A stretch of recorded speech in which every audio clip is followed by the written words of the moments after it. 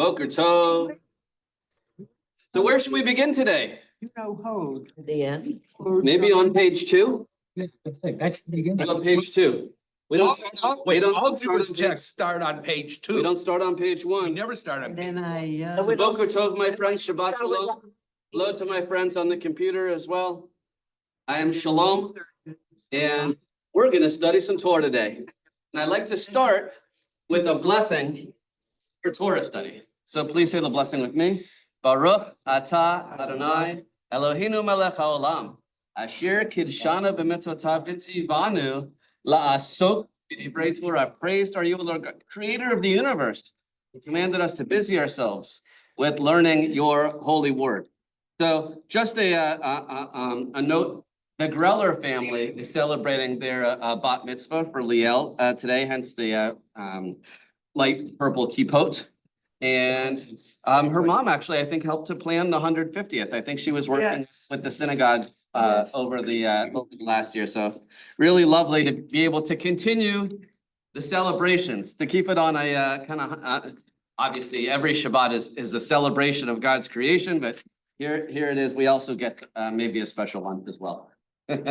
Why not? Okay, so where we last left off, my friends, was the end of the Torah, because we've been celebrating Shemini Atzeret, Simchas Torah. So what did we end yesterday? What did we read the end of? Rabbi, Boker Tov. Shabbat Shalom. Thank you for reminding me to come today. Thank you. Actually, the rabbi reminded me, and also Ron also reminded me. So I had 2 reminders, so thank you. So so where do we leave off? The end, right? The Torah ends on a rather sad note. What does Moshe say? What's his last sentence? What's his epitaph? see you later. He doesn't say, I'll see you later. It wasn't like ad machar. It wasn't like until tomorrow. What does Moshe say? A blessing, Right. a bracha. Right, so he gives a whole poem, a whole beautiful blessing to each of the tribes, to Israel as a whole. Then he climbs up. Where does he pass away? Arnava, where is that? Where is that? Mount Nebo. Overlooking Israel, overlooking the promised land. Okay. And who writes that last sentence? Maybe it's Joshua, maybe it's Moses' successor, the one who God's angel has anointed.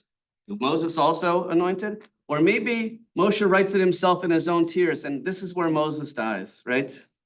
That if he, That's what the Midrash says. yeah, but if he wrote it with his own tears, then it had to be somewhere. People know it said that he was down in the plain, and then the people went up, then he went up the mountain. Right. The question comes to mind about, we know that the 10 Commandments, we think, I mean, the story says the 10 Commandments were engraved in stone. The rest of the Torah, was it actually written down or was it verbal in those days? Yeah, so part of it It was was really written, part of verbal. it was verbal. It was verbal, it wasn't written down. So here's the last verse of Devarim from the end of Zot HaBracha. Never again did there arise in Israel a prophet like Moshe. V'lo kam navi od b'Yisrael k'Moshe. Asher yado Adonai panim al panim. Who knew God? Thanks. Panim el panim, face to face. Another problem.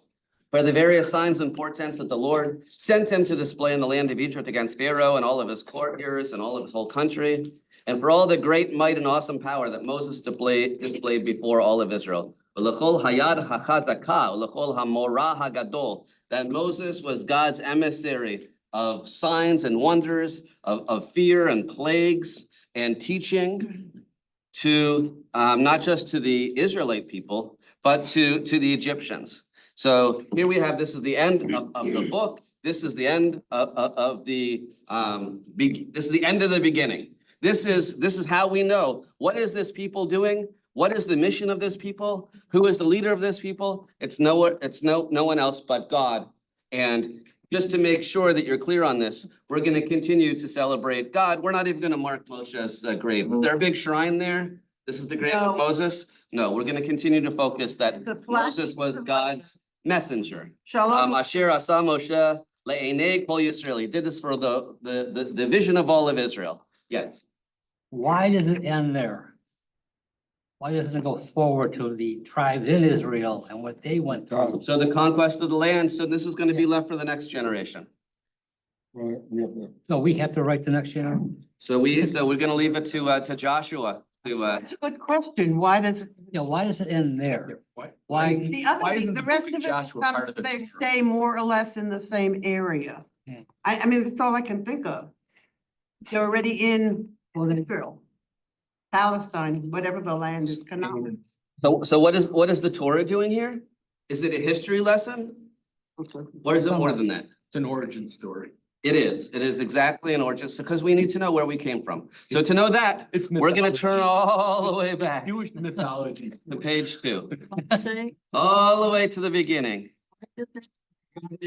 I just have this envision, I mean, the land, on Har Nouveau is, I mean, it's barren, at least it was in the 90s.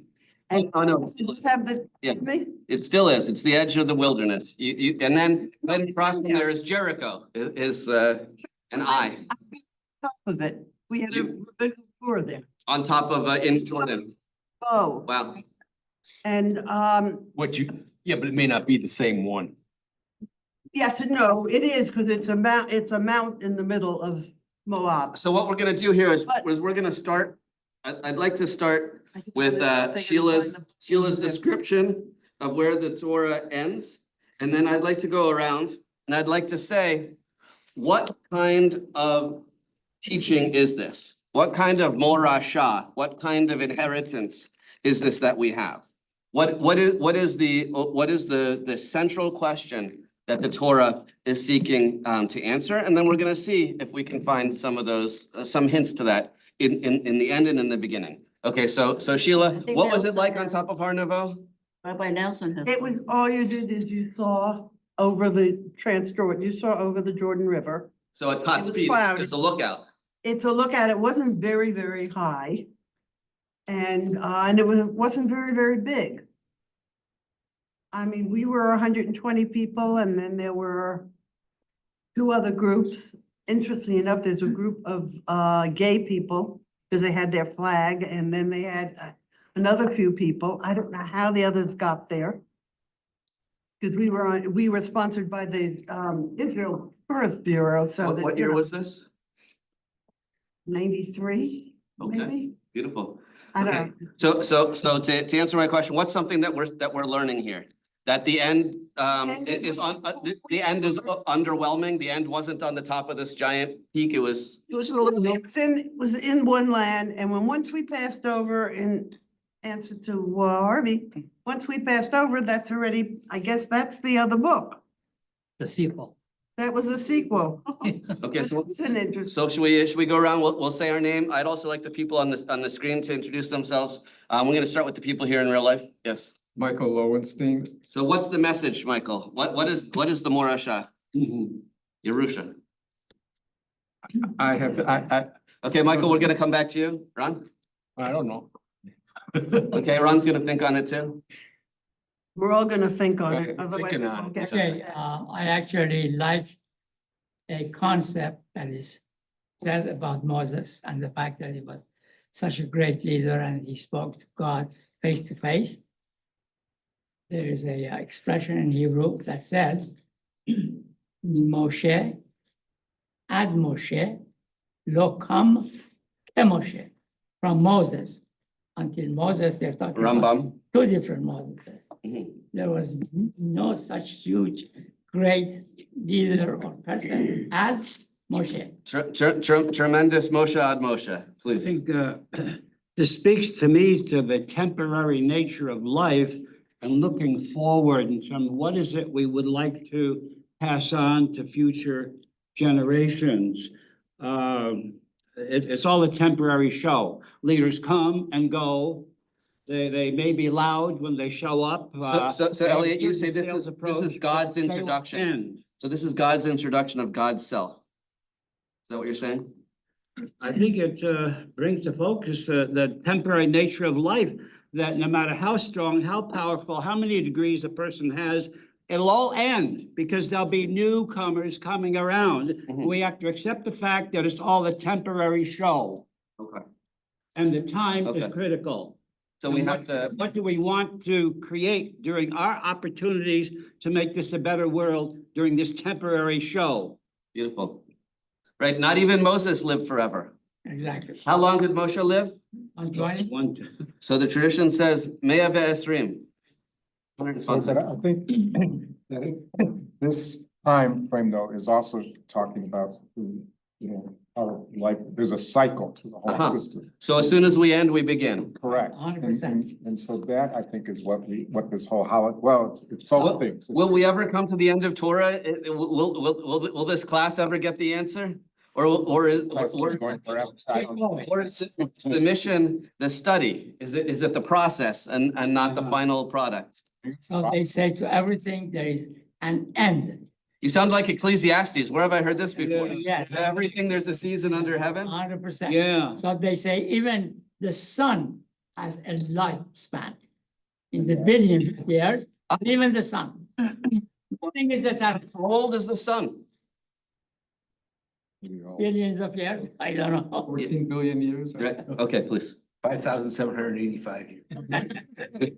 You know, I think that going back to the book here, number one, that our class, this is the only class I know of where you could take one word and discuss it for 2 hours. We're about to. Okay, so, That's coming. yes. That's, Harvey, only 2 hours? Well, I'm only here for a few hours. Anyway, the book itself to me is part history. And that's been proven by the archaeologists over the years, finding certain artifacts, certain bits, in excavations and such. I also think it's part allegory and telling the people, this is where we came from. This is how we are here today. Did it really flood for Noah? We don't know, but there's some things that they found that it could be true. So yeah, this is kind of both.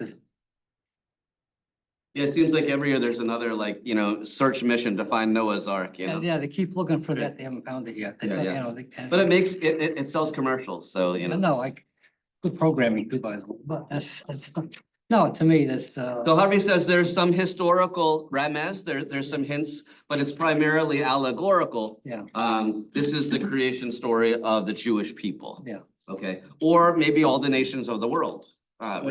written larger, okay? I'm looking to find out what the book is to me. So you're gonna say, my name is, we're gonna introduce ourselves to the people on TV, and then we're gonna say, They don't know. why, what is the question that this Torah is seeking to answer? Okay, well, I think what Elliot and Harvey or Judy Friedman, what they said, I agree with. I think what this is just, to me, it's a way to live by. It gives you not just the laws, but a connection with God and the history of the Jews. So we're connected to God through this. but Judy, why does the book start with Bereshit rather than with Exodus or with Abraham? So Exodus would maybe be this, where does the Jewish people come from? How do we become a nation? So why does it start with Abraham, which is? No, why does it start with? Why does it Bereshit? start with Adam and Yeah. Eve? Okay. Yeah, But if it it's a starts with Jewish story. creation. Oh, it could start with Abraham, like the first Jew. Starting with the idea of what God has created for us and appreciation, connection with God. I think it's all about our connection to God. So first we have to figure out where humanity came from before we can figure out where Abraham came from, Exactly. is what Judy says. Yes, Okay. Judy says you got to start at the beginning. makes sense, I think. Yingli Walensky. So what concerns me more is how do we explain the present time? Are we in the in-between after the previous prophecy and then to the next one? Like right now, we're in the gap. And so similarly, I think I asked one of the rabbi, maybe it's Peter Haas, I asked him a previous question. So similar to that, so now we don't do the sacrifice. So what does the Kohen do in the present time now? And then, to me, all these questions. People. So then, So Yigley says, so what is the purpose of the Kohen today? And Ron says he's continuing to be a source of blessing. Okay, so, but Yingli says, we're also, maybe this book comes to give us comfort because we're in the middle. Right. Between ultimate creation and maybe ultimate recreation or ultimate destruction. I have no idea. Okay, Yeah. so I saw Peter Haas up here on the screen, so maybe he's, No, we're in between creation and utopia or the Messiah. okay, so we're in between on the way to the world to come or the Garden of Eden, says Ron. Okay, so who wants to introduce themselves from on the computer? I see Ivan has his hand in the, wait, let's get Ivan in there. No, the- That's not Ivan, Nelson's that's, Where's Ivan? no. Ivan's waving his hand. I see Ivan. Nelson, Oh, no, Nelson has had his hand up. Okay, all right, we're gonna start with that Nelson and then Ivan. Ivan number 2. Nelson, can you hear us? I can hear you. I want to go back a little bit. It seems to me that it also says that it doesn't matter who you hurt when you take over your land. But the experience of America and the experience of Israel shows that's not true. We're fighting a war. Israel's fighting a war because we still have unresolved questions about how we got our land, our identity.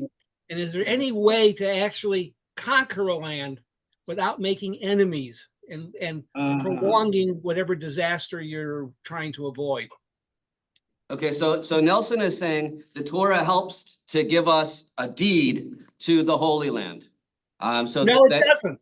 It doesn't, because it doesn't deal with the cost that the Israelites had to pay when they conquered the Holy Land. They still had to conquer it. They got there, but they still had to conquer it. They had to displace all kinds of people. Okay, so People get there. They displaced.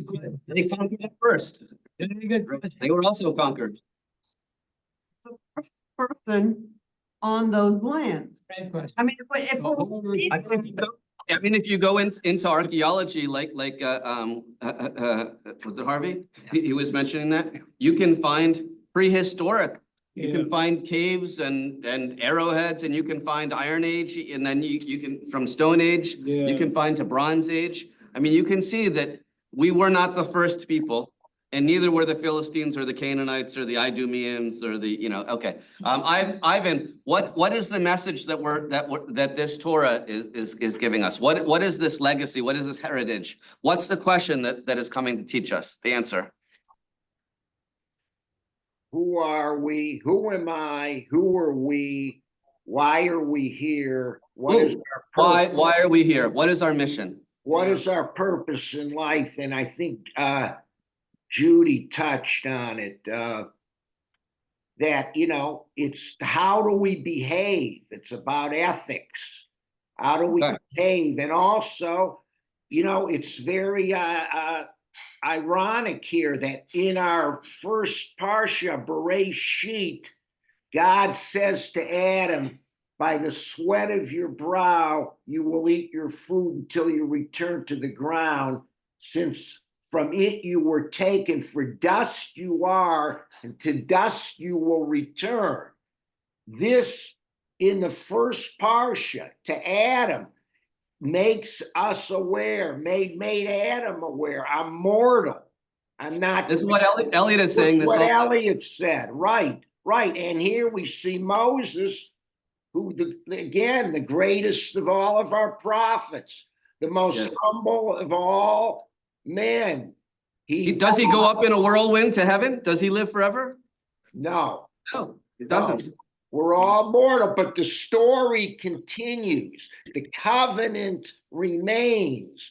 So in a way, yes, absolutely, Moses is immortal, because Deuteronomy was all about the covenant. He left the covenant for us. He explained it in Deuteronomy. It's about God, yes, but it's, to a large extent, it's his legacy. And so we end where we begin, with the consciousness of our mortality. Okay, beautiful. Is there someone else on the computer want to jump in? Maybe Peter or Stephen? He's got his hand up. Who does? Yes, do you hear me? That's Stephen. Yeah, okay. So we were created by Hashem in his image. The challenge is to live up to the image that Hashem is. That's all, that's what our goal is, and to travel that road. Beautiful. I think we're going to look at that verse in particular as well. And Peter, please, you want to finish us off, please? Yeah, I'm just thinking of issues going on in my own life with, we talked to our oldest daughter. Her oldest daughter is applying for college, so they're going to be more or less empty nesters. Her brother is going to be an only child. We have another daughter who's going to have a second child. So we all have new beginnings, and we go through a cycle, and there's always new beginnings, always new adventures. Things go up, things go down. And I think that's part of the legacy, that we are a people with all our ups and all our downs, all our new beginnings and all our troubles. There's always a chance for a new beginning. So cycle is the name of the word. The cycle. Cycle, yeah. That we need to, that the man should cling to his wife and leave the home of his parents. Peter says they're going to become empty nesters again there. Yes. So it should come at its proper time, Peter. You should have much more nachas from the kinder there. By the way, question. Okay, Bijan. Did we get a chance? Did you get a chance to ask from the group to say a shehecheyanu for the events of 7 p.m. last night? Okay, so what Bijan says is that, and I think was it Nelson who mentioned this as well. Israel is in the midst of an existential war right now. Yes. Fighting for the nation's survival against enemies that ring Israel and seek to wipe out the Jewish people. And last night was yet another chapter in this ongoing struggle. After all, the Jews live in a difficult neighborhood. It's never been easy. My daughter, Hannah, my older daughter, has moved to Israel. She says she wants to make Aliyah. She wants to live there permanently. We're happy for her, also sad for us, but lovely. And where she's living is a place near Efrat. It's just south of Jerusalem. It's a suburb. It's a settlement. It's a kibbutz. It's called Kfar Etzion. Yes. Which means the farm. A kfar is like a village, a farming village of Zion. Kfar Etzion. And this place is one of 2 or 3 places that every soldier in the IDF, so all of the Israeli Defense Forces, the girls and boys who are drafted to serve to protect the country, all have to go to that village. And the reason is there's a museum there, which remembers the massacre of 1947 of the settlement of Kfar Etzion, where the farmers were killed by, these were basically Jordanian, I mean, most of Jordan is Palestine, Palestinians. So the Palestinians of Jordan came and they killed I think when they finally were able to rescue, there were a few survivors. They found them in a hole or something. There's maybe like 2, 3 people left, but they were all wiped out. And at this site is a thriving, privatized now kibbutz. 2 of my cousins have businesses there. It's the commercial center. They have a little outdoor mall there for all of they call it the Gush Etzion block of settlements. One has a bakery, Lechem Talmi. One has a t-shirt factory. They comment on whatever is popular in Israeli culture. They put it on a t-shirt and sell those. And she studies at an all-girls yeshiva. It's called Jerisha. It was actually founded in New York. It's Orthodox, but they teach girls, women, Talmud.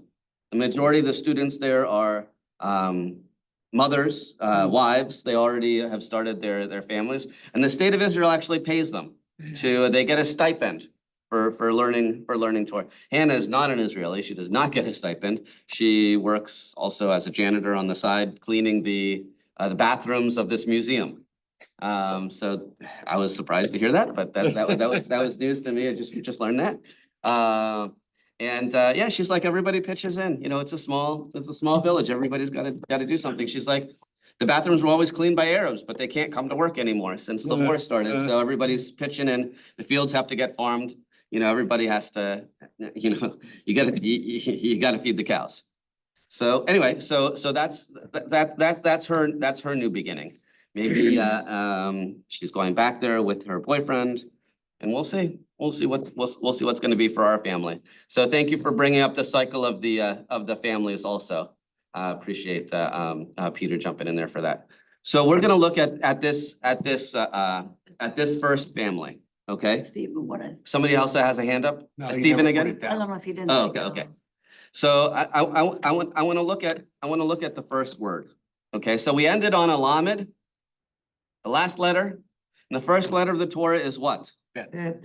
Do we start on page 1 or page 2? 3, actually. Okay, no, this is 2. Okay. In this book, it's well, the English is on 2, the Hebrew's on 3. Okay, and every Talmud, do you have Daf Aleph or does it start on Daf Bet? Always bet. Always Bet. So why are we starting here on page 2? Because Something came before. Okay, No, because Torah starts with a bet. okay, and Torah starts with a bet. Hey, And if I put God. the lamed together with the bet, if I end with the lamed and start with the bet, I get laid. I get, what is it? Heart. Heart. And so what God is telling us is we need to come to this with an open heart, an openness to learning, to open our minds and our hearts, to not just learn with our intellect, but also with our spirituality. We should engage both parts of our spirit in this endeavor. Okay? Anybody else want to tell me what happened before the bet? Where's the olive? You tell me what happened before the Big Bang and I'll tell you what happened. Okay. So when we talked that maybe there's some history here in this book, okay? I would tell you that a scientist would say that we live on the third rock from a star, not a very big sun, which is in a small solar system inside of the Milky Way galaxy, which has, give or take, 400 billion stars in it. And that this Milky Way galaxy is not necessarily the biggest galaxy in the universe, right? And that the universe has been going on for more than 10 billion years, 20, I don't know how many, you know, and that there are literally like hundreds of billions of these galaxies, not just one galaxy. And the universe is expanding. And that it's getting bigger. And what started this universe, according to the Torah, was Hashem, was God. Okay, so now if we look at the 3 roles God has, Hashem is the creator, right? Just like we say Kabbalat Shabbat, right? Just like we say the Kiddush, right? Asher bara Elohim, okay? God is the Darshan, the teacher. The revelation comes from God, just like we're doing right now. So we have a bat mitzvah in the chapel of Liel Greller, and she's going to be chanting God's words to us in just a few minutes, right? So God is primarily the teacher, right? The one who gives us Torah, the lawbringer. And number 3, God also is going to be redeeming us in the world to come. We come to Havdalah. We come tonight as the sun is setting. We say Eliyahu Hanavi. God, bring us. You say we're in between, like Ying Li said, we're in between. And what comes next? And God is not just the beginning, but God is also the end. Ron mentioned the Garden of Eden or Olam Haba. I said Mashiach. Mashiach. Okay. We have 3 things, God, the teacher, and the Torah. What's the emes? Right. So the truth. What's the emes? The Aleph Mem Taf, from the beginning to the end, and God is in the Mem in the middle, in the Morasha. Okay. So we have the beginning, and according to the Gra. So now I'm quoting from the holy Vilna Gaon. So tremendous sage, lived 1720 to 1797 in Poland. Okay, right? He says this first word, Bereshit, tells us everything we need to know about how we are to live in this universe that Hashem is giving us. So what he says, the bet stands for bitachon. You need to have faith. You need to know that you will be protected within God's loving embrace, right? Some people look at God as having masculine and a feminine side, right? So what would the feminine maybe side be called? The Shekhinah, right? The loving, compassionate, okay. So the bitachon, that we need, the resh for ratzon, okay? What is that? The will to live, right? The ahava for aleph, the love of one another and the love of humanity. Shtika for the shin, we should be accepting of our place. So we should, you know, where the kippah tell us that we have our spot is here. We're not seeking like to conquer the Tower of Babel to become, you know, gods ourselves. We should know our role. The yud for yira, fear of heaven. So ahava and yira coming right next to each other, right in the first word. And finally, Torah.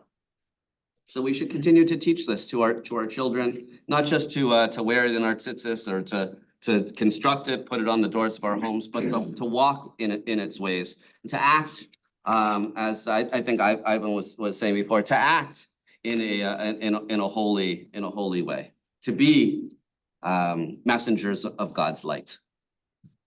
Okay, someone wanted to say something about what is the Gra saying? Six letters, 6 messages, all coming down to Torah. And any thoughts on this?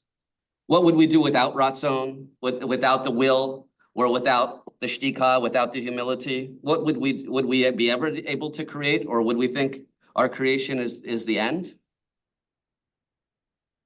Whatever we build will eventually get torn down, right? That Bijan was saying that we see that in Ecclesiastes, right? A time to build and a time to tear down. Yes. There's also 6 days of creation and then the day of rest. 6 letters. Yes. Beautiful. But Okay. God is the creator, or we're the created.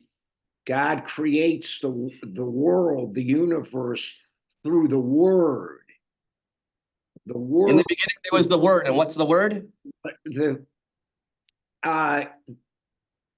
Let there be, and then Vayehi or? And boom. And then let there be, and then it is. There it is. Okay, so there's 2 stages in that the world is good. There's an ethical dimension to the universe, because the world, God created it, and God is transcendent. God transcends the universe, therefore he's free. And we are the only beings created that are free, that have the will, that have the ability to change, to do It says 3 times that we were created in the image of God, right? Right, but the image we were created. The image thing is a little bit of a puzzle, because in so many parts of the Torah, I've been quoting from verse 27, just so if you're wanting to follow along what he's saying, he's on verse 27. Okay. That God has no image. God cannot be seen. God, right, if he's invisible. So if God's invisible, says Ivan, so how are we created in God's image? And it says there, more so male and female, he created them, right? What we're hearing is that God is creating us with the ability to choose between good and evil, which is God could there have been other worlds and universes that God created before this one? Could that have been the Aleph? Could God have destroyed all those other ones and then said, now we're gonna create. No, they're still out there in all those galaxies you were talking about. Ron says they're still out there. What it means is that God is the creator, we're the created, but we're also creative. We're the only beings that are created. God to create. Okay. So we're the only beings that can murder, like Cain rose up.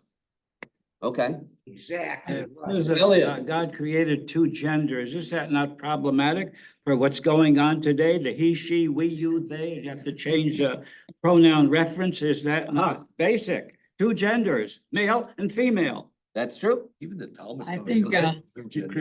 I want just on that point, right? So God didn't just create, because in the second chapter, when we have the second creation story, God says, and then he from Adam's rib, he created woman. So we have Ish and Isha, right?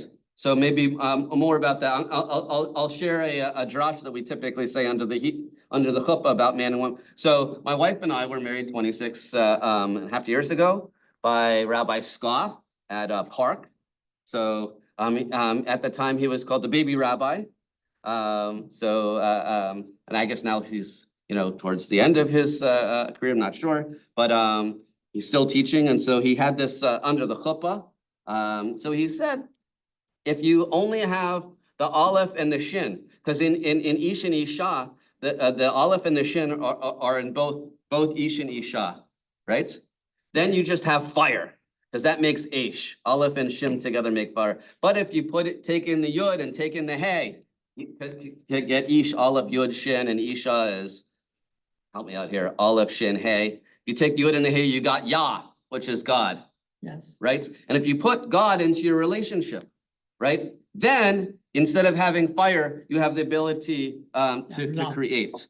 And in Jungian psychology, they would say, okay, so each person has within them some male characteristics and some female characteristics. That each human, you have different kinds of hormones. One is maybe ascendant in one sex versus the other, but you also have the penetration part of your personality. You have the compassion part of your personality, and that everybody to be at one with themselves and whole should recognize that they have different pieces of their and then when you come together, then you have the opportunity to teach Torah to the next generation. Then you can create holy children, maybe. No guarantees.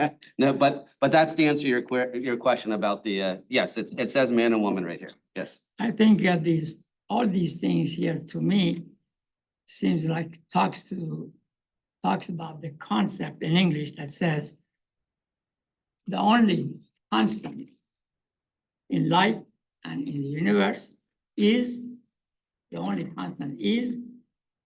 change. Everything all the time is changing. And that's the hand of God. So back to that first verse. Bereshit bara Elohim et hashamayim v'et haaretz v'haaretz haya tohu vavohu. So that there was this a void or nothingness or this unformed anarchy beforehand, and we're going to try to make some sense. We're going to try to bring some morality to this. Tohu vavohu. Okay, Ivan. This waste and welter. Tohu vavohu. This chaos. From chaos, God creates harmony, order, and man with his free will tears it down. So there's you look at that first word, the Bereshit, that's a construct word. It's like the house of Beit as opposed to Bayit Shel, right? This is in the beginning. So this is a process. This is a verb. This is something that's active. That's active. When God began to create, according to this JPS translation, right? That there was creation before that also. Yeah. This is a process. Yeah. Alicha. Okay. More thoughts? We're the only ones that can transform ourselves. We can go to the lowest possible depths, or we can rise to the highest kind of glory. Okay, so I want to go to the lowest possible depths. I want to go to Cain and Abel. Okay, I want to go to chapter 3. Okay, so Adam and Eve are expelled from the garden, right? And where did Cain and Abel come from? Their union. Oh, it's actually chapter 4. Now the man knew his wife Eve, and she conceived and bore Cain, saying, "I got a male child with the help of God." Then she bore his brother Abel. Abel became a keeper of the sheep. Cain became a tiller of the soil. And then in the course of time, Cain brought an offering to the Lord. It's still chapter 4. From the fruit of the soil, Abel brought for his part the choicest part, the best parts of his flock. God paid heed to Abel's choice offering, not to Cain's. Right? And Cain was distressed and his face fell. And God said to Cain, "Why are you distressed?" All right, so let's talk about Cain here for a moment. Fratricide. We're going to start off. And God is going to say, you know what? This creation, I'm giving you free will. Maybe you start with evil in your heart. That's kind of a Christian concept that we start with, right? So, but each of us can choose how we're going to be, right? So I want to look inside of this, because he's because it says here, God says, "Lama chara lecha v'lama naflu panecha." Why are you distressed? God is coming to comfort Cain, right? Why does God speak to Cain? To reassure him. You'll have a chance to bring some more of your best fruits instead of just your first fruits. Surely, if you do right, there is uplift, right? I will accept your sacrifice too, right? You could do better. It's in your hand to do better. But if you do not do right, where's the sin? It's crouching at your door, right? Hello, im tetiv, se'et be'im lo tetiv, lefeta chata rovetz. It's going to jump on you like a lion. Ve'elecha teshu kato. And its urge, you're going to be wanting to grab onto the sin. You're going to do one sin, and you're going to go, what do I get for doing a sin? I want to give heed to those lustful urges again. But you have it within you. I'm giving you the power to rise above your baser instincts, and you can choose to be its master. I'm going to give you all of the fruits and vegetables of this world. I'm going to give you all the animals to name. You can choose to be its master for good, or you can destroy and pollute the creation, right? And you can destroy and pollute your morality. You can do that. I'm going to make you in my image, right? There's a whole discussion God has with, I don't know, God's self or the ministering angels. Should we create? What are we doing here? Should we do it? I think maybe some of the angels said, maybe not so fast, God. Because no, and he created Adam and Eve, right? We actually have multiple creation stories here. Thoughts on this? Do we have it within ourselves to rise above our baser instincts?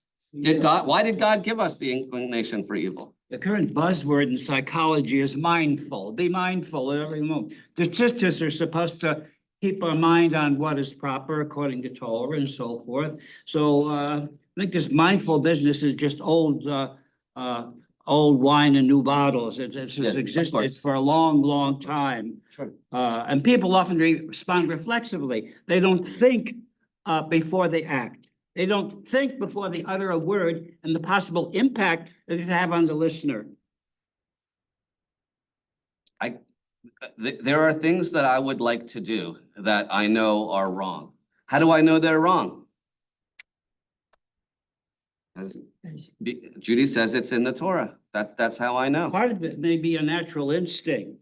Right. And are we born with these instincts? Clearly, in the very beginning of the Torah. Right. So God says, I see you. I made you. I know you. When Adam and Eve when they go to hide, right? After eating from the fruit of the tree of knowledge, they go to hide. Does God find them? Does God know where they are in the garden? Can you hide? Can you hide from your baser instincts? Sometimes it makes it easier if you just take them out and say, I would like to do murder, adultery, pick one, theft, but maybe not. Do they need to be written in stone and put on the wall of the classroom in order for us to learn King James Version. the King James Version, right? The Roman numeral 1, 2, 3. I mean, I lived in Alabama. We had it in the courtroom, right? Yeah, I'm serious. I'm not making that up. sure you are. It was giant. It was huge. It was heavy. Hey, it's right there. Okay, anybody else? Okay, I have Ivan, yes. You No, look no, at, you know, Oh, is that Nelson? Nelson, Stephen, and- Okay, Ivan and then Nelson and then Stephen. I'm What? sorry, Ivan. It seems to me that you're supposing that it has to be baser instincts. It seems to me that we can do our best and it will still annoy another person because we are in conflict. And that's the lesson of Rosh Hashanah to me, that you have to ask for forgiveness even if you aren't aware of having done anything. It's not because you choose baser instincts. It isn't that Cain and Abel chose baser things. They chose different things. And then God put his foot in it by picking one over the other. He didn't allow them to coexist. Mm. That's good. That's good. Okay, Shuva, there's Shuva. There's the beginning again, Ivan. Christianity interprets, you know, the first sin of Adam and Eve is, you know, this is that we're inherently sinful. This is medieval Christianity, that, you know, we're irretrievably evil or bad. Okay. And then, you know, in modern times, you know, we're also determined, you know, Marxist theory, Freudian theory. There's all kinds of determinisms. The Judaism does not believe in any of that. We have free will. We can go either way. And it's, you know, we can be great or we can be horrible. And that's, you know, that's it. Is Stephen still having his hand up? That was from before, I think, right? I think it's still from before. Okay, okay. You know, if So- you're gonna hate what I'm about to say. Okay, If- fine. Ron says that he's not censoring himself at this point. He never does. If man is made in God's image and we're able to do these bad things and choose incorrectly and make mistakes, does that mean that God can also? And this whole existence was a mistake that he made? I think God has shown God's ability to change. I mean, when Abraham argues on Yes. behalf of the people of Sodom and He Gomorrah, definitely changed. on behalf of the his mind. Sodomites, you know, God's like, I'm gonna destroy all the Sodomites. Abraham was like, well, what if you find some righteous people there, right? A better example is when Moshe talks him out of destroying the people. Right, yeah. Altogether after the Still- golden calf. still destroy. That's Oh, a better example. Oh, right. Does God say, I'm gonna destroy every single Israelite? Yes, he did. I'm gonna start again with you, Moses. Yeah. And I'm gonna make a new people from you, right? But And when Moses, Mo- but when Mo- Bruce, I'd rather you erase me from my book, from your book. Don't do that, you know? Yeah, when Moses is speaking to God at the burning bush and, you know, and says, you know, who are you? God says, I will be what I will be. Okay. I'm in the so process of becoming your God. it's, you know, it's an evolved, God is an evolving force. I will be what I will be. It's change. The Jews are the first to see God in history.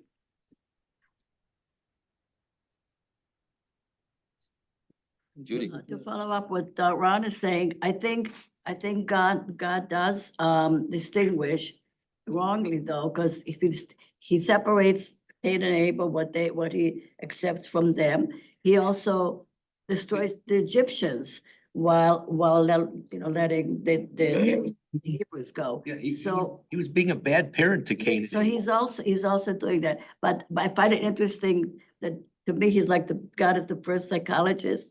He's trying to console Cain and all that, so he's the first psychologist. to Okay, me. Bijan, did you have something in there? No, thank you. Oh, okay. Didn't. I had something. Yeah, I wanted to mention the two opposing concepts. One is creation, Kriya, and one is making things, like making a car, which is called Asiya. And these two are really very, very. So there's two opposing. Hebrew words. for making something out of nothing. Yes. And so what God did, take the tohu vavohu and make it into a world where we can have these theological debates is something different than building a car. That's creation. Mhm. What God did was creation, what you are Elliot. making, constructing. Before Abraham, didn't other peoples have a notion of a creator, a divinity, a higher power? Okay, We- so there are biblical scholars who say, okay, Abraham came from Mesopotamia. They had the Enuma Elish story of creation where Tiamat and these basically gods had a fight with each other and the dragons, you know, whatever they did. And in this story, we don't have a whole bunch of gods at war with each other. We have one God, not a whole pantheon. Maybe God had some ministering angels, you know, but we have one creator. We don't have a God for the sun and a different God for the moon and a different God for the stars. In fact, they're not created until what? The next day, right? First, we have, in this creation, we have God's supernal light. This magical, this ethereal, even before God creates light and darkness, even before God has day and night, even before God has sun and moon, we have God's light. Okay, so tell me about this God of ours. Our God is supposed to be more, we have this concept of echad and yochid. Christians use this trying to justify the Father, the Son, and the Ghost, the triune God. So ours is the echad, I guess the one unified one, the putting all together. Seemed to me that mankind has always had a need to and recognized something of a higher entity, higher power. Yes. That's human psychological need to have and recognize and depend on a superpower. Yeah. In our case, is God, is Hashem. Yes, that's what. Maybe it's why we love the superhero movies so much. Nelson? It seems to me that God has to create himself too. He's not a God unless he's got a subject. And one of the things he doesn't do, but he has to create, it isn't choice, but it's mistake.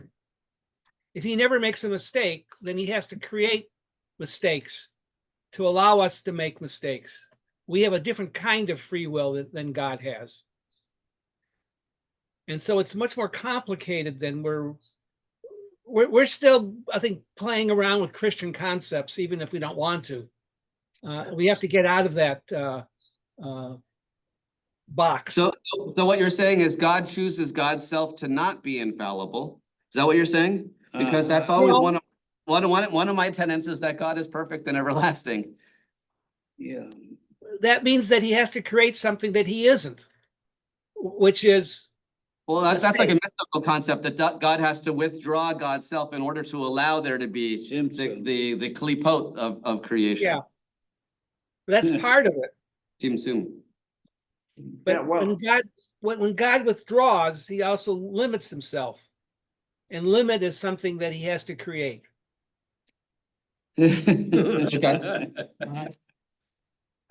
Okay, so I want to ask about this specific time. Maybe I'll go back to Israel again as well, but at least in the, it seems like we're having these cycles, and right now we're in the cycle of the beginning. So we have these agricultural festivals. What is Shemini Atzeret? We had this holiday, the best holiday, Chag, right? Where we have all of the ingathering of the fruits and from the fields. We've had the animals have dropped their babies. We have this wonderful opportunity to go out and celebrate, rejoice, harvest festival, all the pilgrims in Jerusalem, tremendous barbecues. We have this fabulous festival, and it's just the best. And God said, this was so good, I want you to stay an extra day.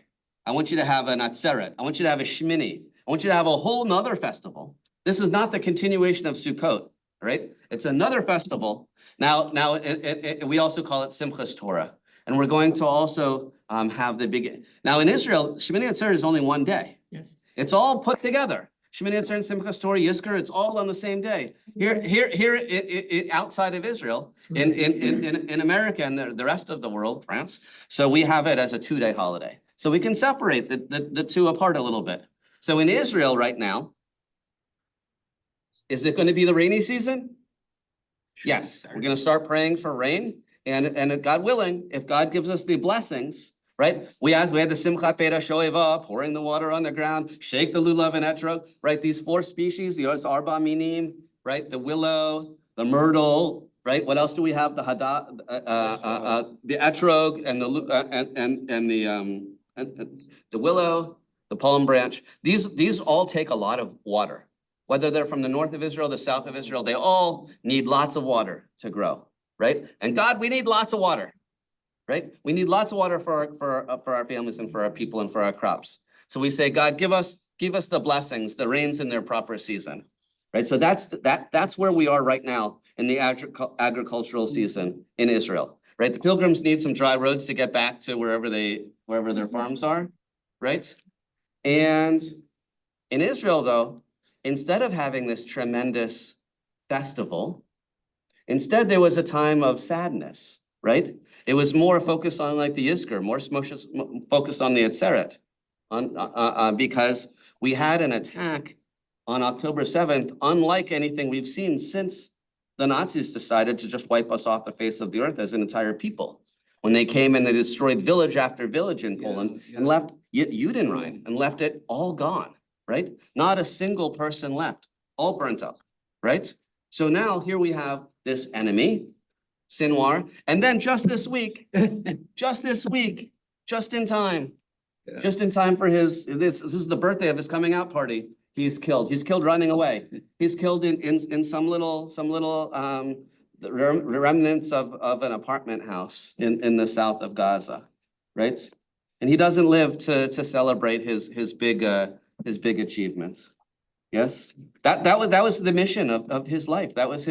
He did his October 7th, and his mission was to destroy. So now we're going to have an opportunity to create, perhaps, I don't know, I would like to see a lasting peace between Jews and Palestinians. I would like to see a lasting peace in the Middle East. I don't think the Middle East is ready for that. It can't be imposed by the United States or anybody else, by Europe, whatever. But we'll see. But maybe we have an opportunity, take down the Ayatollahs in Iran, and then to live in peace. I would like to see that, because the Arabs in Israel, their standard of living is far greater than in any place else in the Middle East. Exactly. Right. They're not rising up against